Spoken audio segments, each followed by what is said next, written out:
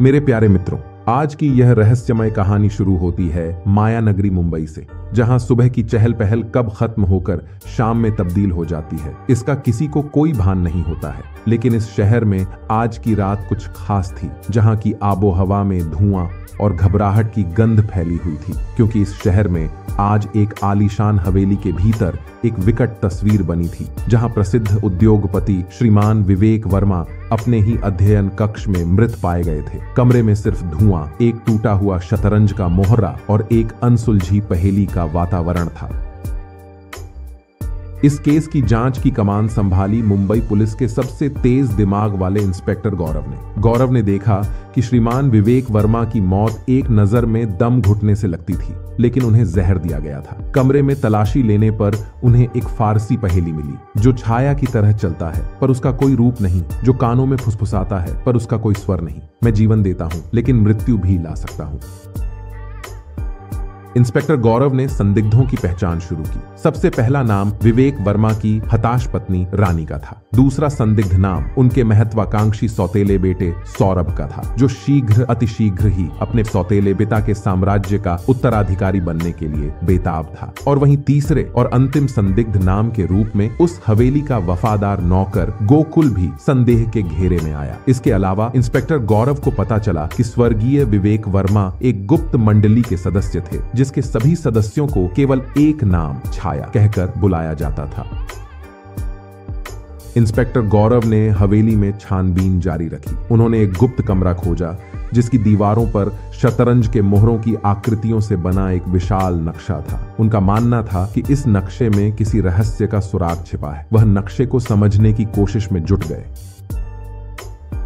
Inspector गौरव को शक हुआ कि मृतक वर्मा की पत्नी रानी बेगुनाह है, लेकिन उनके सौतेले बेटे सौरभ के व्यवहार में उन्हें कुछ छल नजर आया। साथ ही उनके नौकर गोकुल के बारे में पता चला कि वो छाया मंडली का एक पूर्व सदस्य था, जिसे मृतक वर्मा ने नौकरी से निकाल दिया था। इसी दौरान छाया मंडली का एक गुमनाम सदस्य इंस्पेक्टर गौरव से संपर्क करता है और उन्हें बताता है कि विवेक वर्मा को मारने की साजिश छाया मंडली के अंदर ही रची गई थी।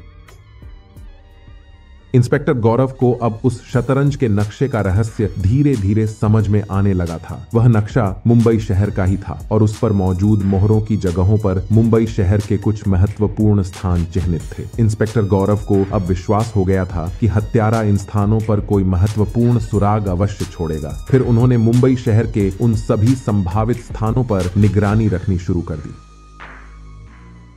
एक तूफानी रात को इंस्पेक्टर गौरव ने देखा कि हवेली के पीछे वाले बगीचे में एक शख्स कुछ खोद रहा है। अब इंस्पेक्टर गौरव उस संदिग्ध शख्स को पकड़ लेता है। वह शख्स कोई और नहीं बल्कि वर्मा जी का सौतेला बेटा सौरभ था। अब सौरभ ने बताया कि उसने ही अपने सौतेले पिता को जहर दिया था और फिर उसने ही छाया मंडली के सदस्यों के साथ मिलकर इस हत्या का नाटक रचा। ये सुनकर इंस्पेक्टर गौरव ने सौरभ को गिरफ्तार कर लिया और साथ ही सौरभ ने भी अपना गुनाह कबूल कर लिया। लेकिन एक पहेली अभी भी बची थी कि हत्या का मकसद क्या था। फिर सौरभ ने बताया कि वह अपने सौतेले पिता के साम्राज्य का शीघ्र ही उत्तराधिकारी बनना चाहता था, लेकिन श्रीमान विवेक वर्मा अपने सौतेले बेटे सौरभ को अभी इतनी कम आयु में इन सब चीजों के लिए तैयार नहीं मानते थे। इसलिए गुस्से में आकर सौरभ ने अपने सौतेले पिता को शराब में जहर मिलाकर दे दिया। हालांकि इंस्पेक्टर गौरव को सौरभ की इन बातों पर अभी भी यकीन नहीं हो रहा था, क्योंकि इस हत्या की कुछ कड़ियां अभी भी जुड़नी बाकी थी,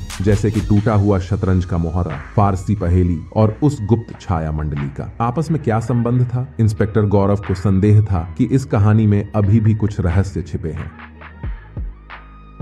इंस्पेक्टर गौरव अब दोबारा उस हवेली के गुप्त कमरे में जाता है, जहां वह दीवार पर टंगे उस बड़े से शतरंज के नक्शे को अब फिर से ध्यान से देखना शुरू करता है, क्योंकि उसे लगा कि जैसे वो कुछ चूक गया है कि तभी अचानक उसकी नजर उस नक्शे के ठीक बीचों बीच एक छोटे से छेद पर पड़ी। अब जैसे ही इंस्पेक्टर गौरव ने उसमें झांका तो उसे वहां उस दीवार के अंदर एक छोटा सा डिब्बा दिखाई दिया, जिसे बाहर निकालने पर इंस्पेक्टर गौरव को उसमें एक पुरानी डायरी मिली, जो कि स्वर्गीय विवेक वर्मा की थी। डायरी पढ़ने पर पता चला कि श्रीमान विवेक वर्मा गुप्त रूप से एक पुरातात्विक खोज का हिस्सा थे। उन्होंने एक प्राचीन मंदिर के खंडहर में एक अमूल्य रत्न खोजा था जिसे आंख का आंसू कहा जाता था। उस डायरी में लिखा था कि इस रत्न को गलत हाथों में पड़ने से दुनिया को खतरा हो सकता है। अब इंस्पेक्टर गौरव को सब कुछ समझ में आने लगा कि सौरभ को इस रत्न के बारे में पता चल गया था और इसलिए उसने इसे हथियाने के लिए अपने सौतेले पिता को जहर देकर मार डाला और फिर उसने छाया मंडली से मदद ली जो अमूल्य कलाकृतियों की तस्करी करती थी।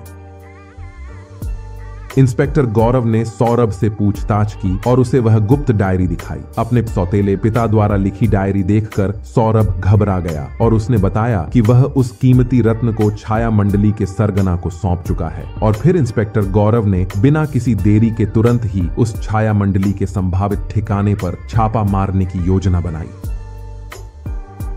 अब एक भयंकर गोलीबारी के बाद इंस्पेक्टर गौरव और उसकी टीम ने छाया मंडली के उस संदिग्ध ठिकाने पर कब्जा कर लिया और फिर पुलिस को अपने सामने देखकर जब छाया मंडली का सरगना जैसे ही वहां से चुपचाप भागने की कोशिश करता है कि तभी इंस्पेक्टर गौरव उसे पीछे से पकड़ लेता है। अब छाया का असली चेहरा सामने आ चुका था। वह कोई और नहीं बल्कि सौरभ का सौतेला चाचा रघुवीर वर्मा था। रघुवीर अपने बड़े भाई विवेक से जलता था। वह चाहता था कि विवेक की सारी संपत्ति और साम्राज्य जल्द से जल्द सौरभ को मिल जाए ताकि वह और उसका नाबालिग सौतेला भतीजा सौरभ उन मुफ्त के पैसों से मौज कर सके। इसलिए उसने अपने द्वारा बनाई गई छाया मंडली के सदस्यों की मदद से अपने बड़े भाई विवेक की हत्या करवा दी और साथ ही रघुवीर और उसका सौतेला भतीजा सौरभ उस कीमती रत्न जिसका नाम आंख का आंसू था उसे अंतरराष्ट्रीय बाजार में बेचकर एक बड़ी रकम भी कमाना चाहते थे। और वह फारसी पहेली जो छाया की तरह चलता है पर उसका कोई रूप नहीं, जो कानों में फुसफुसाता है पर उसका कोई स्वर नहीं। मैं जीवन देता हूँ लेकिन मृत्यु भी ला सकता हूँ। यह पहेली छाया मंडली का एक आदर्श वाक्य था। इसका अर्थ था कि वे गुप्त रूप से काम करते थे। उनका कोई मुख्य चेहरा नहीं था जिससे कि वे किसी के भी जीवन और मृत्यु दोनों पर आसानी से नियंत्रण रख सकते थे।